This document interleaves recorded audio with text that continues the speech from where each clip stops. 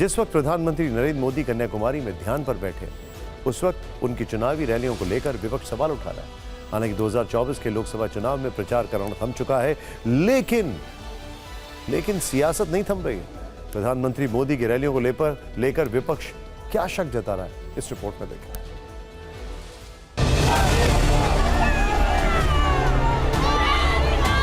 काशी का नामांकन अपने मायके उपस्थिति के बिना कर ले है।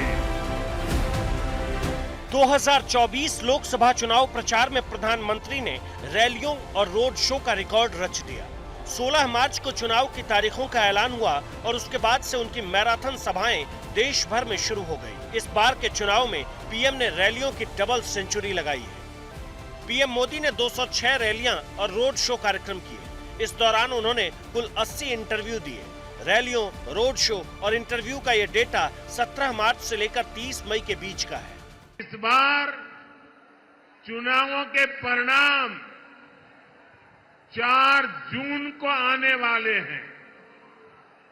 अब पूरा देश कह रहा है 4 जून को 400 पार। अगर प्रधानमंत्री की रैलियों का आंकड़ा देखें तो उस हिसाब से उन्होंने एक दिन में 2-3 राज्यों के दौरे किए। हर दिन पीएम ने 3 से 4 जनसभाएं की। इसके अलावा रोड शो के साथ साथ दूसरे पब्लिक इवेंट भी किए। लेकिन विपक्ष कह रहा है कि ये उनकी परेशानी का संकेत है और इस बार उनकी विदाई तय है। सुनिए कांग्रेस अध्यक्ष मल्लिकार्जुन खड़गे ने क्या कहा। सारे पिछले रिकॉर्ड तोड़ेंगे जो बोल रहे हैं, पर इतना क्यों फिर रहे हैं?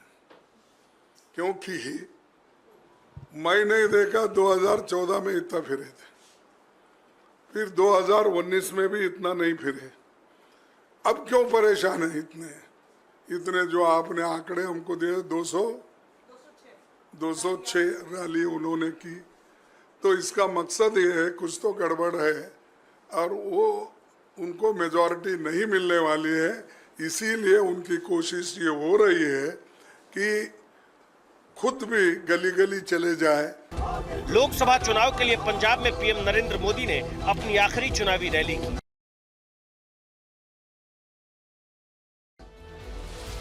प्रचार में हर दल के नेताओं ने पूरी ताकत झोंक दी। अब आपको कुछ और नेताओं की रैली मीटर दिखाते हैं। चुनाव के ऐलान के बाद गृह मंत्री अमित शाह ने 188 रैलियां और रोड शो किए हैं। इसके अलावा 132 इंटरव्यू दिए हैं। इस दौरान उन्होंने 1 लाख किलोमीटर से ज्यादा की दूरी तय की।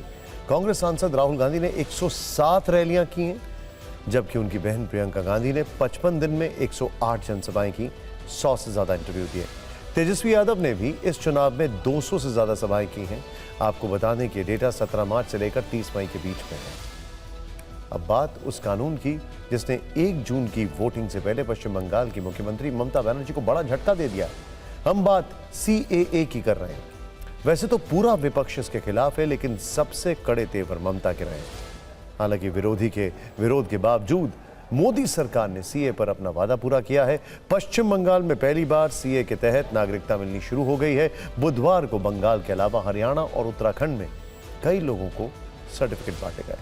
हालांकि कुल कितने लोगों को नागरिकता दी गई है, इसकी जानकारी अभी नहीं आई है। इससे पहले दिल्ली में 15 मई को CAA के तहत पहली बार 14 लोगों को नागरिकता दी गई थी। सिर्फ 36 घंटे में आखिरी चरण का चुनाव होना है। बंगाल में भी 9 सीटों पर मतदान है। ऐसे में TMC के नेता इसकी टाइमिंग को लेकर सवाल उठा रहे हैं। 7th फेज चुनाव का पहले और एक ड्रामा है बीजेपी का। हम लोग शुरू से कह रहा है कि इंडियन कॉन्स्टिट्यूशन में कहीं पे भी धर्म के आधार पे सिटीजनशिप देने का कोई प्रोविजन नहीं है। और सबसे बड़ा बात है, जो लोग अप्लाई किए हैं उनका अगर रिजेक्ट हो गया, सुनने में आ रहा है बहुत ऐसे आदमी है जिन लोगों का रिजेक्ट हो गया, उन लोगों का नतीजा क्या होगा? क्या उन लोगों को असम जैसा डिटेंशन कैंप पे रहना पड़ेगा? हम लोग इसका विरोध कर रहे हैं, विरोध करेंगे। ममता बनर्जी बहुत दिनों से चिल्ला रही थी कि हम CAA नहीं लागू होने देंगे, नहीं लागू होने देंगे।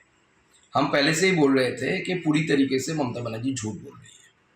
कल इतने सारे लोगों को, पश्चिम बंगाल के भी लोगों को CAA के द्वारा नागरिकता दी गई और ममता बनर्जी कुछ नहीं कर पाई। आगे भी दिया जाएगा, ममता बनर्जी कुछ नहीं कर पाएगी। मोदी जी जो बोलते हैं वो करते हैं। आखिरी चरण के चुनाव से पहले ममता बनर्जी को झटका लगा है, तो वहीं अब कल से रैलियों में खटाखट टनाटन नहीं होगा, क्योंकि आज देश भर में चुनावी प्रचार खत्म हो गया। लेकिन चुनाव प्रचार के आखिरी दिन जबरदस्त तल्ख बयानबाजियां हुई हैं। पॉलिटिकल बयानबाजी पर आपको ये रील जरूर देखना चाहिए। भारत माता की, भारत माता की। मैं चुप बैठा हूं, इसका मतलब ये समझिए, गलती मत कीजिए मोदी को समझने की। अगर मोदी जिस दिन मुंह खोलेगा तुम्हारी 7 पीढ़ी के पाप निकाल करके रख दूंगा। मोदी जी को उनकी 3 महबूबा जो है वो चुनाव हरवा दी, जिससे सबसे ज्यादा प्यार उन 3 महबूबाओं से करते हैं मोदी जी। पहली महबूबा है बेरोजगारी, दूसरी महबूबा गरीबी और तीसरी महबूबा महंगाई। एक तरफ तो परेशानी हो रही है और दूसरे उनके प्रधानमंत्री बस गाली गलौज में पड़े हुए हैं, और आजकल प्रधानमंत्री जी कुछ अलग ही दुनिया में है। कांग्रेस हो या आम आदमी पार्टी, ये दोनों देश को फिर से आतंकवाद की आग में झोंक रहे हैं, भारत में अराजकता पैदा करना चाहते हैं।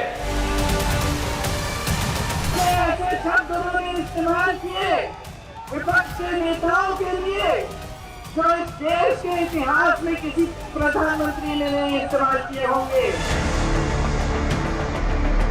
हम 1 इंच पीछे नहीं हटेंगे, मर जाएंगे, कट जाएंगे, मगर कॉन्स्टिट्यूशन को, संविधान को हम नहीं छूने देंगे, इसको नहीं बदलने देंगे। आजकल देश के लोग इंडी गठबंधन वालों से संविधान की रट सुन रहे हैं। ये वो लोग हैं जिन्होंने इमरजेंसी में संविधान का गला घोंट दिया था।